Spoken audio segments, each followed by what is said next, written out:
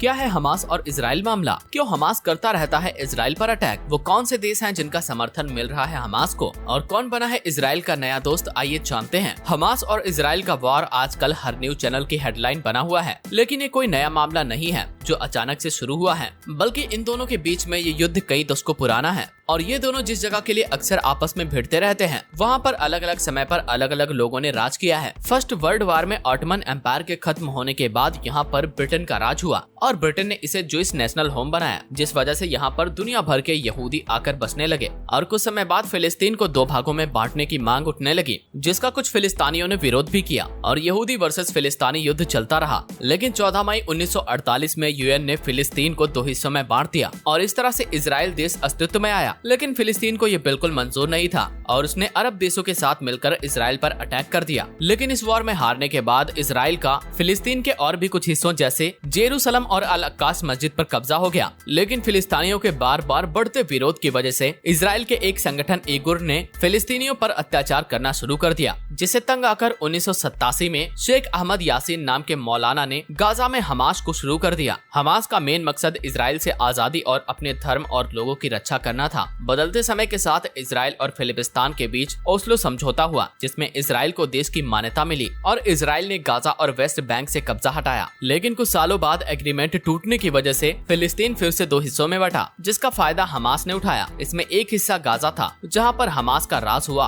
और दूसरा West Bank बना, जिस पर पीए राज करती है। आज के समय हमास और पीए तो आपस में लड़ते रहते ही हैं, साथ में अपने हक के लिए समय समय पर हमास इजराइल पर भी अटैक करता रहता है। हालांकि इजराइल इस मामले में शांति से बात करना चाहता है, लेकिन खुद को कमजोर स्थिति में पाने के बावजूद भी हमास इसलिए अटैक करता रहता है ताकि उसकी पहचान ग्लोबल लेवल पर बनी रहे और किसी भी शांति वार्ता में उसे भी शामिल किया जाए। पहले जहां सऊदी और यूएई जैसी कंट्री का हमास को समर्थन मिलता था, अब उन्होंने भी इजराइल से हाथ मिलाकर उसका साथ छोड़ दिया है और अभी के लिए 7 अक्टूबर 2023 से एक बार फिर हमास और इजराइल आपस में भिड़ते हुए नजर आ रहे हैं। वैसे आपका इस मामले में क्या कहना है, हमें कमेंट में जरूर बताएं और वीडियो इन्फॉर्मेटिव लगी हो तो इसे ज्यादा से ज्यादा शेयर करके हमारे चैनल को सब्सक्राइब करना ना भूलें। साथ ही बगल में बने बेल आइकन के बटन को भी दबा दीजिए ताकि आने वाली हर एक वीडियो का नोटिफिकेशन आपको मिलता रहे। मिलते हैं अगले वीडियो में, तब तक के लिए नमस्कार।